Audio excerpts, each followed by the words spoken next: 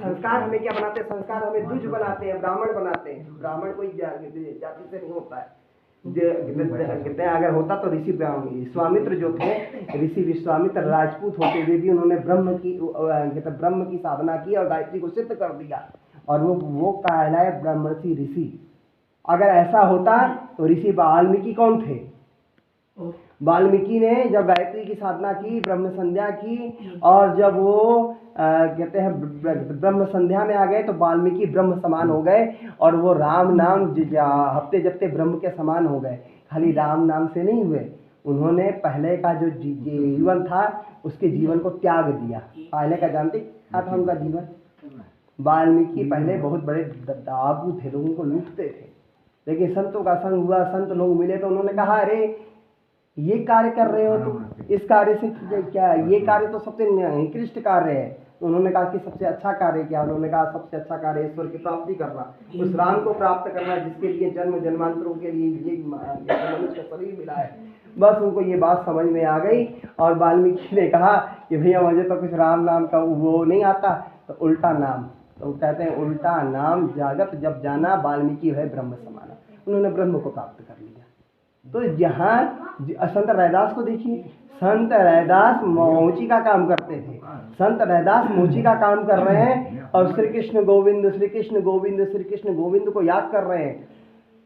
तो संत रैदास अपना कार्य करते हुए मोची का कार्य करते थे, और संत रैदास को भगवान श्री कृष्ण की प्राप्ति हुई कि मीराबाई जब घूमते घूमते गई तो उन्होंने कहा कि मेरे को कोई श्रेष्ठ व्यक्ति नहीं मिला, मुझे ऐसा कोई आचार्य नहीं मिल रहा है कि जिसके शरण में मैं जाऊं, ऐसे व्यक्ति के शरण में जाऊं कि जिसके शरण में जाऊं और उससे मुझे ज्ञान की प्राप्ति हो जाए। तो किसी ने कहा एक व्यक्ति है संत रैदास, आप जाओ उनके पास जाओ। उठ करके संत रैदास के पास गए। जब संत रैदास के पास जाते हैं और जैसे संत रैदास के पास उनका संपर्क होता है तो मीरा को वो कहते हैं कि बस गोविंद गोपाल तुम हत्ती रहो। उन्होंने पता नहीं क्या मंत्र दिया, और मीरा वहाँ से गई तो उसने कहा पायो जी मैंने राम रतन धन पायो, वस्तु अमूलक दी मेरे सदगुरु कृपा करे अपनायो, पायो जी मैंने राम रतन धन पायो।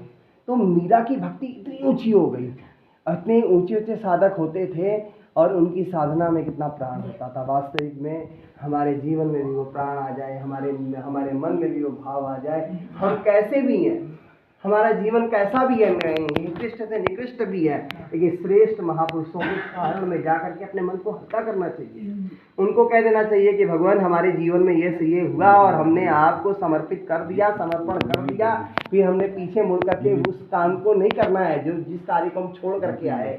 अब हमें जो वो रास्ता बताएंगे, हम उस रास्ते में सच्चे मार्ग से जाएंगे तो हमें वो मार्ग प्राप्त होगा।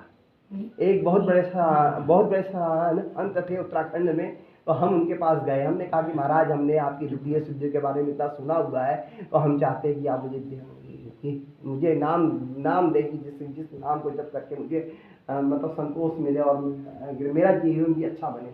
उन्होंने हंसते हुए कहा, उन्होंने कहा नहीं अभी तुम्हारे गुरु जो है हरिद्वार में बैठे हैं, पता नहीं कितने। उन्होंने कहा कई जन्मों के तुम्हारे गुरु हैं, गायत्री के सिद्ध साधक है, और टाइम आने पर वो तुमको आपको प्राप्त हो जाएंगे। उस समय मैं 11th का छात्र था केवल। उन्होंने कहा अभी तुमको बड़ा लंबी यात्रा है। उन्होंने कहा अब तक आप क्या करो, हनुमान चालीसा का पाठ करो और तुम्हारे गुरु तुमको मिल जाएंगे। वास्तविक में जैसे जैसे जीवन आगे बढ़ा तो समझ में आया कि गुरु और एग्जैक्ट जाकर के शांति कुंज हरिद्वार गए। ऐसा लगा कि कई